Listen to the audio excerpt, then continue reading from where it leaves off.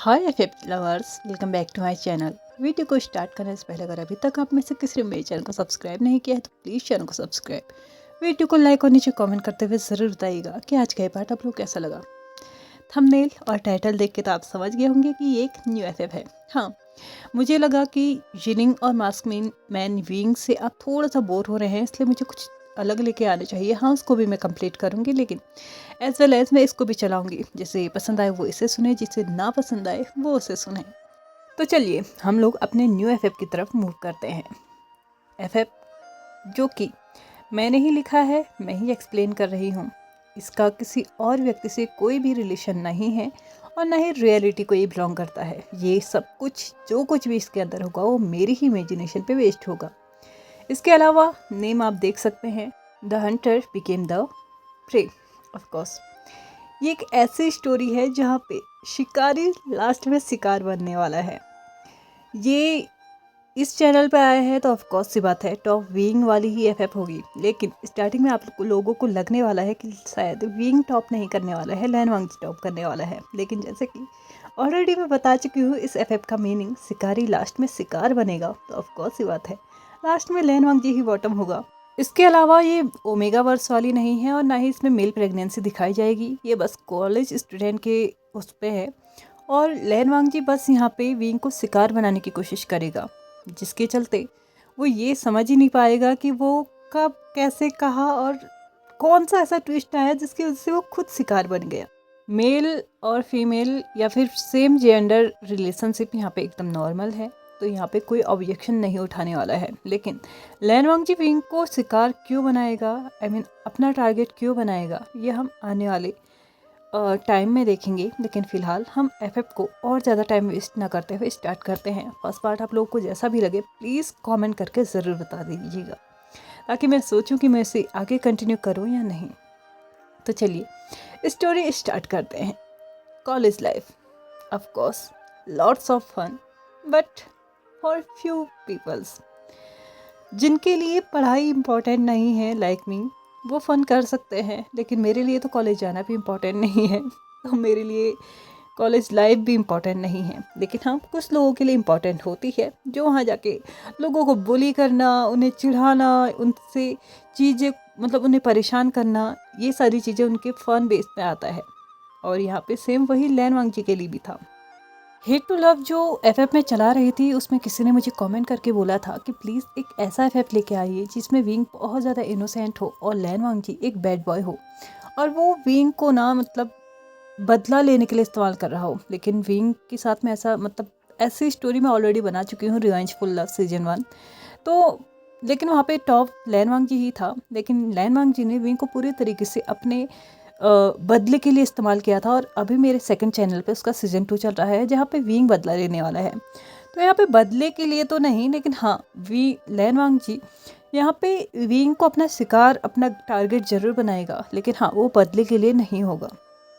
यहाँ पे स्टोरी में बैक आते हैं। एक रेस्टोरेंट के टेबल पे कुछ लोग बैठे हुए थे और यहाँ पे सभी लोग, कुछ लोग स्मोक कर रहे थे तो कुछ लोग ड्रिंक कर रहे थे। अचानक से लैन वांग जी, जो कि अपनी फीमेल फ्रेंड की तरफ देखते हुए बोलता है, क्या कहा तुमने? तो यहाँ पे सामने वाले लड़की बोलती है, हाँ सीनियर वी।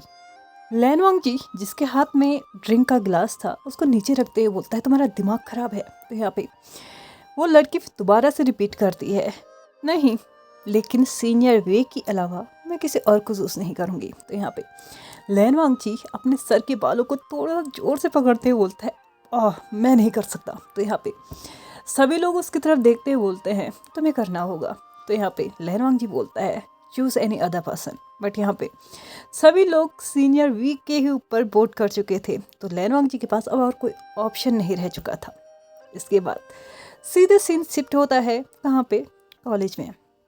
लैन वांग जी, जो कि अभी अभी कॉलेज के अंदर एंटर किया था, वैसे तो उसे अपने लॉकर के पास जाने की कभी कोई ज़रूरत नहीं थी, लेकिन कभी कभार वो चले जाया करता था, जिसकी वजह से उसे लगता था कि 2-4 दिन में ही सही उसे अपना लॉकर चेक तो कर लेना चाहिए, कहीं कोई कीड़े मकोड़े ना घुस चुके हो। इसलिए आज भी वो अपने लॉकर को चेक करने ही जा रहा था कि तभी अचानक से वो देखता है कि एक लड़का, जो कि 3rd ईयर का होगा या तो 2nd ईयर का होगा, वो अचानक से एक लड़के से टकरा जाता है, जहाँ पे उस लड़के को यानी कि जिस पे टकराया था उसको बहुत हर्ट भी होता है। वो नीचे गिर चुका था, उसके हाथों में बुक्स थी वो भी नीचे गिर चुकी थी और उसके आंखों में जो चश्मा था ना वो भी नीचे गिर चुका था। उसने स्लोली स्लोली अपने हाथ को इधर उधर करते हुए अपने चश्मे को अपने आँख में लगाया और अपने उस मतलब बुक्स को जो इधर उधर पड़ी हुई थी उनको समेटने लगा कि तभी जो खड़ा था जिसने टक्कर मारी थी वो चिल्लाते हुए बोलता है कि तुम्हें दिखाई नहीं देता, रास्ते में खड़ा होना ज़रूरी है क्या। तो यहाँ पे नीचे पड़ा हुआ इंसान जो कि अभी भी अपनी बुक्स को समेट रहा था वो अपने सर को झुकाते हुए सॉरी बोलते हुए यहाँ से जाने ही वाला ही था कि तभी उसका पैर थोड़ा सा ट्विस्ट होता है और फिर से नीचे गिर जाता है, जिसकी वजह से वो सामने वाला लड़का उसको इग्नोर करके वहाँ से जाने ही वाला था। बट अचानक से उसे कुछ फील होता है, ऐसा जैसे उसकी चेस्ट पे कुछ लगा हो। हाँ, लगा तो था लेकिन वो इतना जानदार नहीं था, वो बस इतना ही जानदार था जिसकी वजह से वो कुछ इंचेस पीछे खिसक गया था, जिसकी वजह से उसने इरिटेट होते हुए सामने देखा तो सामने जो इंसान खड़ा था उसे देख के वो और भी ज़्यादा इरिटेट हो चुका था और वो उससे पूछता है कि क्या प्रॉब्लम है। तो यहाँ पे लैन वांग जी आंसर करता है, प्रॉब्लम क्या है ये तुम्हें समझ में नहीं आ रहा है क्या, तुम्हें दिखाई नहीं देता, तुमने अभी अभी किसी को गिराया है, एज पर मैनर्स तुम्हें उसे उठाना चाहिए था, उसकी हेल्प करनी चाहिए थी, बट तुमने ऐसा कुछ भी नहीं किया। इवन उसने तुमसे सॉरी बोला और तुमने इग्नोर किया।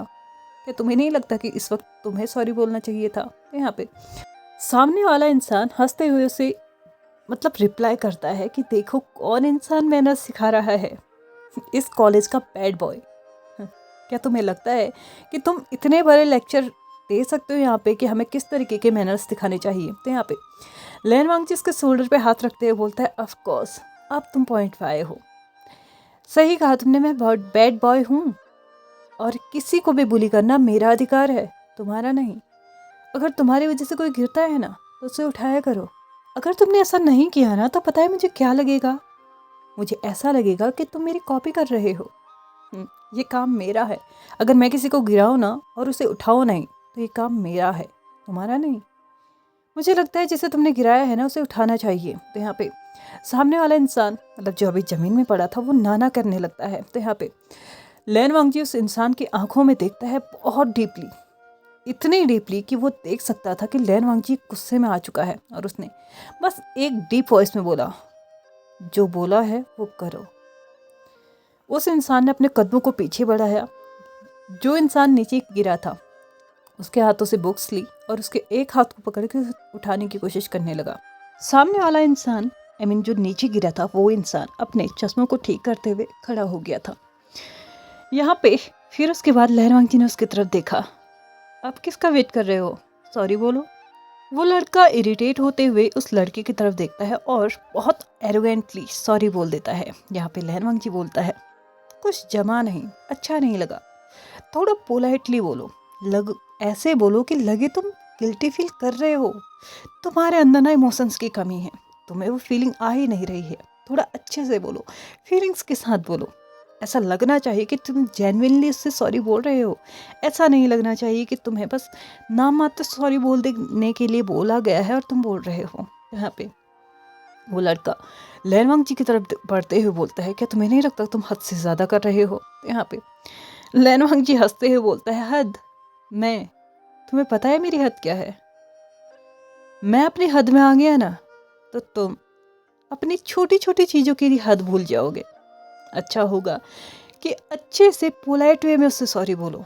तो यहाँ पे वो इंसान दूसरी तरफ टर्न होता है, अपने कानों को पकड़ते हुए सामने वाले इंसान के मतलब इतने अच्छे से सॉरी बोल के जाता है कि वो इंसान खुद मेल्ट हो चुका था। उसके बाद बोलता है, इसकी कोई ज़रूरत नहीं है, गलती मेरी भी है, मुझे भी देख के चलना चाहिए था। तो यहाँ पे वो लड़का अपनी आंखों को रोल करता है और यहाँ से बिना किसी आर्ग्यूमेंट के चले जाता है। लेकिन जाते जाते वो लैन वांग जी के शोल्डर पे ना अपने शोल्डर को टकराते हुए जाता है, जिसके चलते वो ये बताते हुए जा रहा था कि तुमसे तो मैं पंगा लेके रहूँगा।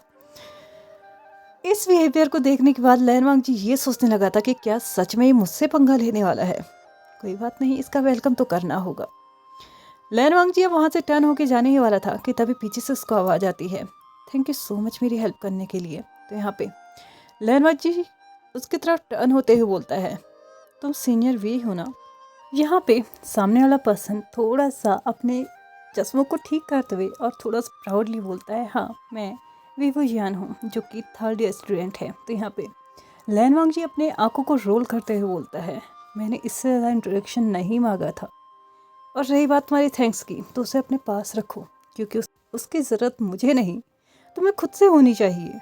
तुम्हें नहीं लगता कि तुम्हें खुद को इम्प्रूव करना चाहिए? अपने आप को देखो सीनियर वी, क्या हो तुम? ये क्या लिया है तुम्हारा? तुम्हें पता है तुम्हारी ये इनोसेंट सी शक्ल, जिसे देख के कोई भी इंसान इरिटेट हो सकता है। माना इस वक्त मैंने उसको बोला कि वो तुमसे सॉरी बोले, बट सच बताऊं, मुझे भी खुद से लगता है कि तुम सच में एक इरिटेटिंग पर्सन हो। तुम्हें देखना सच में बहुत बुरा होगा। मुझे तो अब उस इंसान पे तरस आ रहा है जिसके मुंह से मैंने तुम्हारे लिए सॉरी बुलवाया। तुम कॉलेज स्टूडेंट हो, प्लीज़ थोड़ा सा वैसे बन के आया करो ना यार। क्या है ये? मैंने तुम्हारे बारे में बहुत कुछ सुना है, लेकिन प्लीज़ मैं थोड़ा ये भी सुनना चाहता हूँ कि तुम थोड़ा सा पैसिनेट हो चुके हो, तुम मॉडर्न हो चुके हो। अगर तुम मुझे थैंक यू बोलना चाहते हो ना, कल को प्लीज़ अपना लुक बदल के आना। ऐसा कहते हुए लैन वांग जी वहाँ से टर्न हो जाता है और थोड़ा इरिटेट होते हुए और अपने मन में ही सोचने लगता है, सीनियर इसे ही क्यों? ऐसा कह के वो वहाँ से जा चुका था। विंग अपने आप में ही ये सोचने लगा था कि इसने अभी अभी इससे क्या बोला। मैंने तो इसको नहीं बोला था मेरी हेल्प करने के लिए, जो चल रहा था सही चल रहा था, चलो ठीक है कर भी दी। तो उसके बाद ये कैसा एटीट्यूड है? अगर मैं गलत नहीं हूँ तो ये लैन वांग जी है, जो कि बहुत ज़्यादा बुरा इंसान है। और सच में इसका नाम मूड कब इधर का उधर हो जाए किसी को पता ही नहीं चलता, ये सच बात है। ऐसा कहते हुए विंग पाउडर बनाने लगता है। दूसरी तरफ विंग लैन वांग जी थोड़ा दूर जाके उसको वापस देखता है, तो उसके फेस पे पाउडर देख के वो अपने आप से ही कहता है, बस उसके फेस पे चश्मा नहीं होता ना इस वक्त, उसका ये पाउडर बहुत अच्छा लग रहा होता। मैं नहीं कर सकता। ऐसा कहते हुए वो अपने पाँव पटकते हुए यहाँ से जा चुका था। विंग बेचारा थोड़ी देर और वहाँ पे रुकता है, अपने लॉकर से कुछ और चीज़ें निकालता है और कुछ चीज़ें रखता है। उसके बाद वो भी अपनी क्लास के लिए निकल चुका था। अब हम यहाँ पे विंग के बारे में बताते हैं। विंग जो कि 3rd ईयर स्टूडेंट है, या यही कहूँ कि अपने लास्ट ईयर में है कॉलेज का स्टूडेंट, और अभी 21 साल का है। लेकिन इसका बैकग्राउंड देखा जाए तो ये कोई मिडिल क्लास से भी नहीं आता है। हाँ, बहुत ज़्यादा रिच भी नहीं है, बहुत ज़्यादा पुअर भी नहीं है, बट हाँ इतना ऐसे फैमिली से आता है जहाँ पे इनकी ज़रूरतें पूरी हो सके, इनकी इच्छाएं पूरी हो सकें। बहुत ज़्यादा रिच नहीं है कि पानी की तरह पैसे को बहा दिया जाए, लेकिन हाँ ठीक ठाक इस फैमिली से बिलोंग करता है। इसकी आंखें थोड़ी सी कमज़ोर हैं, जिसकी वजह से ये चश्मा पहनता है, और पढ़ाई में बहुत ज़्यादा ब्रिलियंट है, जिसकी वजह से अभी तक का इसका रिकॉर्ड रहा है, इसने अपनी क्लास में हमेशा टॉप किया है, और कभी कभार तो कॉलेज और स्कूल्स पे भी टॉप किया है। और पिछले 3 सालों से ये लगातार 2 बार अपने कॉलेज को टॉप कर चुका है, और तीसरी बार करने की तैयारी में है। लेकिन इस तीसरी बार क्या ये कर पाएगा? क्योंकि लैन वांग जी जैसा इंसान इसकी लाइफ में आने वाला है।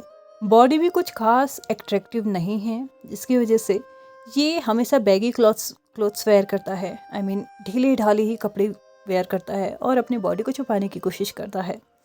हर कोई इसको बस किताबी कीड़े के नाम से जानता है, मतलब जो किताब में हमेशा घुसा रहता है। इसके अलावा किसी को भी नहीं लगता इसमें कोई स्पेशलिटी है या कोई अदर एबिलिटीज़ हैं, क्योंकि अभी तक की लाइफ में इसने नहीं स्कूल में कोई स्पोर्ट्स ज्वाइन किया, ना ही कोई सिंगिंग डांसिंग ऐसी चीज़ों में इंटरेस्ट दिखाया, ना ही कोई गेम्स इसके फेवरेट रहे हैं, ना ही किसी मूवी में मतलब मूवी देखने का इसको शौक़ रहा है, और ना ही कभी भी इससे मतलब कुछ ऐसा किया ही नहीं जो स्टडी के अलावा कुछ अदर चीज़ें हों। इसलिए हर किसी को लगता है कि ये सिर्फ किताब पढ़ना जानता है, पढ़ाई के रिलेटेड चीज़ें जानता है, इसके अलावा इसकी लाइफ में कुछ भी नहीं है। और लोग इसको बहुत ब्यूटीफुल नज़र से देखते हैं, लाइक ऐसे यार इसका क्या होगा, कोई भी इसका फ़ायदा उठा सकता है, इतना इनोसेंट होना भी ज़रूरी नहीं था। इस नज़रों से टर्न करते हैं लैन वांग जी की तरफ। लैन वांग जी बैड बॉय है, ऑलरेडी बता चुकी हूँ, लेकिन ठीक ठाक है पढ़ने में। क्लास टॉप भले ही ना करे, लेकिन फेल भी नहीं होता। अच्छी खासी फैमिली से आता है, जहाँ पे इनको पैसे की कोई कमी नहीं है, अच्छी खासी रेपुटेशन है, लेकिन फिर भी ये अपने फ्रेंड्स के साथ बैट लगा लगा के पैसे कलेक्ट करता है और अपनी बिना मतलब की चीज़ों पे इन्वेस्ट करते रहता है। इसके पेरेंट्स ने इसको 1000 बार मना भी किया है, लेकिन ये अपने पेरेंट्स से ये बोलता है कि वो अपनी ज़रूरतें खुद से पूरी कर रहा है, तो उसको उनके पेरेंट्स को कोई प्रॉब्लम नहीं होनी चाहिए। बस उसके फैमिली मेम्बर्स जो उसको पॉकेट मनी देते हैं, उनमें वो कभी भी ज़्यादा खर्च नहीं करता और ना ही अपने फ्रेंड्स के साथ पार्टीज़ वगैरह में ज़्यादा खर्च करता है। हमेशा ही खर्चा उनका रहता है जिनके साथ ये बेट लगाता है और जीतता है। और आज तक की लाइफ में ऐसा हमेशा से ही हुआ है कि लैन वांगजी किसी के साथ बेट लगा ले और वो ना जीते। इसको कॉलेज में बुली भी बोला जाता है, आई मीन लोगों को बुली करने वाला। बट हाँ, ये इस तरीके से बुली नहीं करता है जैसे मारना, पीटना, किसी को धमकी देना, किसी के पैसे लूटना। ये बस नॉर्मल तरीके से बुली करता है, लाइक किसी के लंच टाइम में किसी की प्लेट से कुछ भी उठा लेना और उसको बातों ही बातों में ऐसा घुमाना कि वो बेचारा सोचता है कि छोड़ो यार, इससे अच्छा तो ये खाना ही खा ले। क्लास में टीचर्स को हमेशा परेशान करना और क्लासमेट्स को भी, जिनकी वजह से लैन वांगजी की क्लास मतलब वो जितना बंक करे ना उतना ही सबके लिए अच्छा रहता है। और सबकी खुशी और सबकी खुशहाली का ध्यान रखते हुए लैन वांगजी ज़्यादा से ज़्यादा हफ्ते में एक बार ही अपनी क्लास अटेंड करता है। आखिरकार इतना रिस्पॉन्सिबल तो वो है ही ना कि दूसरों की खुशी को ज़्यादा बर्बाद नहीं करना चाहिए। लेकिन एक दिन भी उसके टीचर्स और क्लासमेट्स के लिए बहुत भारी पड़ जाता है। कोई भी उससे ज़्यादा पसंद नहीं करता है, लेकिन ऐसा भी नहीं है कि कोई उससे नफरत ही करता है। उसके पास कुछ उसी के जैसे फ्रेंड्स भी हैं, लाइक वैन चाओ और वांगलिंग चाओ। और भी कुछ हैं जिनका नाम मैं नहीं जानती और रखना मुझे नहीं आता। 2-4 लोग और भी हैं। यहाँ पे इसका एक बड़ा भाई है, पेरेंट्स नहीं हैं, बड़ा भाई है, लेकिन उस बड़ी भाई ने भी इसको इतना सर में चढ़ा के रखा है कि वो अपने भाई की खुशी के लिए ना कुछ भी कर सकता है। इसलिए इसका भाई इतना बिगड़ा हुआ है। लेकिन हाँ, इसके एक अंकल हैं जो कि हमेशा इसको कंट्रोल में रखने की कोशिश करना चाहते हैं, लेकिन वो ऐसा कर नहीं पाते हैं क्योंकि हमेशा से ही इसे बचाने के लिए इसका ब्रदर लैन सिचेन हमेशा आगे आता है। और ये हमेशा ऐसी उल्टी सीधी हरकतें कर करके ना अपनी फैमिली को ट्रबल में डाल ही देता है। बट भाई, बड़ा भाई है तो क्या ही चिंता है, आराम से सब कुछ निकल ही जाएगा, हो ही जाएगा जो ये करना चाहता है। इसलिए अभी तक की लाइफ इसकी बड़ी अच्छे से जा रही है। विंग और लैन वांगजी के इंट्रोडक्शन के चलते यहाँ पे फर्स्ट हाफ निकल चुका है और फाइनली टाइम आ चुका है लंच ब्रेक का। लैन वांगजी जो कि अभी तक क्लास में नहीं था, लेकिन कैफेटेरिया में वो सबसे पहले पहुंचता है क्योंकि उसे देखना होता है कि किसके पास क्या है, किसने क्या लिया है और कौन सी चीज़ उसके काम आ सकती है, क्योंकि अपने पैसे तो भैया खर्च नहीं करने हैं। इसलिए किसी न किसी की प्लेट से कुछ ना कुछ उठा के खाना उसकी आदत बन चुकी है और मैस में उसका आज तक कोई भी बिल नहीं बना है। इतना पैसा होने के बावजूद भी इतनी कंजूसी किस बात की। खैर, हमें क्या। लैन वांगजी सबकी ही प्लेट्स पे नज़र मार रहा था। अचानक से उसको किसी के प्लेट में एक छोटा सा बॉटल दिखता है जो कि स्ट्रॉबेरी मिल्क शेक का था और वो जल्दी से जाके उसको उठाता है, उसके साइड से उस पाइप को निकालता है, स्ट्रॉ को, पाइप मतलब स्ट्रॉ, उसको उसके बॉटल के ढक्कन में छेद करके पीने लगता है कि तभी जिसका वो प्लेट था, जिसके प्लेट पे वो मिल्क शेक था, उसे ध्यान आता है कि उसके प्लेट में अभी अभी मिल्क शेक था, बट कहाँ गया। बट अचानक से उसे रियलाइज़ होता है कि उसके सामने भी कोई खड़ा है। उसे अपनी नज़रों को ऊपर उठाते हुए वहाँ की तरफ देखा तो तब तक वह आदमी थोड़ा सा आगे निकल चुका था। लेकिन विंग ने फिर से टर्न होते हुए उसकी तरफ देखा तो ये वही था जिसने सुबह उसकी थोड़ी बहुत हेल्प की थी और बहुत सारा लेक्चर दिया था। विंग ने उसे रोकते हुए बोला, एक्सक्यूज़ मी जूनियर लैन, ये मेरा है, आप ऐसे कैसे ले सकते हैं। तो यहाँ पे लैन वांगजी टर्न होके देखता है तो वहाँ पे वी बुशियान था और उसको देखने के बाद लैन वांगजी बोलता है, इसको तो बुली भी नहीं किया जा सकता। तुम्हें पता है भगवान ने तुम्हें ऑलरेडी बुली करके भेजा है, तुम्हें मैं बुली भी नहीं कर सकता। ऐसा कहते हुए वो किसी और की प्लेट से मिल्क शेक उठाता है और विंग की प्लेट पर रखते हुए बोलता है, ये लो, ये रहा, पी लो, कोई दिक्कत है क्या। तो यहाँ पे वो पर्सन की तरफ देखते हुए विंग बोलता है, बट ये मेरा नहीं है, ये उसका है। तो यहाँ पे लैन वांगजी उस पर्सन की तरफ टर्न होते हुए बोलता है, क्या तुम्हें कोई प्रॉब्लम है अगर मैंने तुम्हारे मिल्क शेक ले लिया तो यहाँ पे वो लड़का ना में अपने सर को हिलाता है क्योंकि हाँ बोलने का कोई फ़ायदा भी नहीं था। तो यहाँ पे लैन वांगजी विंग की तरफ देखते हुए बोलता है, लो, प्रॉब्लम सॉल्व हो गई है, अब ये तुम्हारा है, कोई प्रॉब्लम है, नहीं चाहिए तो मैं ले लेता हूँ। तो यहाँ पे विंग उसके ऊपर हाथ रखते हैं, मतलब उस बॉटल के ऊपर हाथ रखते हुए बोलता है, नहीं, कोई प्रॉब्लम नहीं है। यहाँ पे लैन वांगजी टर्न होने ही वाला था कि अचानक से उसको फिर से लेक्चर देने का मूड बनता है। वो टर्न होता है, विंग की तरफ देखता है और उसके बाद उसके सामने बैठ के बोलता है, क्या तुम्हें अपने आप को देख के थोड़ा सा अजीब फील नहीं होता। मतलब तुम खुद को देखो सर से पांव तक, ये हेयर स्टाइल कैसा है और इतना ऑयल कौन लगाता है। तुम्हें पता है जितना ऑयल तुमने अपने सर में डाल रखा है ना, उतने में मेरे घर में एक दिन का खाना बन जाएगा।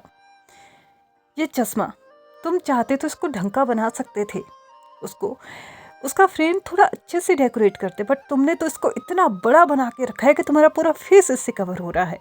और तुम्हारे कपड़े, क्या तुम्हें आज तक की लाइफ में तुम्हारी फैमिली ने, तुम्हारे फैमिली मेम्बर्स ने या फिर तुम्हारे पेरेंट्स ने कभी टाइट क्लोथ्स नहीं पहनाए? क्या तुम्हारे फिटिंग के कपड़े बनाए नहीं गए हैं क्या? तुम अपने कपड़ों को देखो, क्या कपड़े हैं ये? मतलब तुम्हें पता है किसान लोग अपनी फसल बचाने के लिए खेत में पुतला टांगते हैं, और तुम वही लग रहे हो। लाइक एक लकड़ी की ढांचे में ना कपड़े फेंक दिए गए हैं, पहनाए नहीं गए हैं, फेंके गए हैं। तुम्हें देख के मुझे वैसा ही फील होता है। अगर तुम्हारी जगह किसी और ने मुझसे ये बोला होता ना कि ये मेरा मिल्क शेक है, शायद अभी तक मैं उसकी हालत कुछ अलग तरीके से बिगाड़ चुका होता। लेकिन तुम्हें देख के तो मुझे बुली करने का भी मन नहीं करता है, क्योंकि भगवान ने बखूबी तुम्हें बिगाड़ा है। ऐसा कहते हुए लैनवांग जी विंग के आंसर का वेट भी नहीं करता और वहाँ से चल पड़ता है। विंग बेचारा अपने सर पे हाथ लगाता है तो सच में उसके सर में बहुत ऑयल था, लेकिन इससे इसको क्या प्रॉब्लम है? विंग फिर से एंग्री पाउड बनाने लगा था, लेकिन इस एंगर का कोई फ़ायदा नहीं था। आज के लिए बस इतना ही। प्लीज़ प्लीज़ प्लीज़ कमेंट करके मुझे ज़रूर बताना कि न्यू एफएफ का फर्स्ट पार्ट आप लोगों को कैसा लगा। तो चलिए आज के इस पार्ट को हम यहीं पे ख़त्म करते हैं। वीडियो पसंद आया तो please like share subscribe and comment करते हुए जाइएगा। Thank you so much for watching my video and bye bye.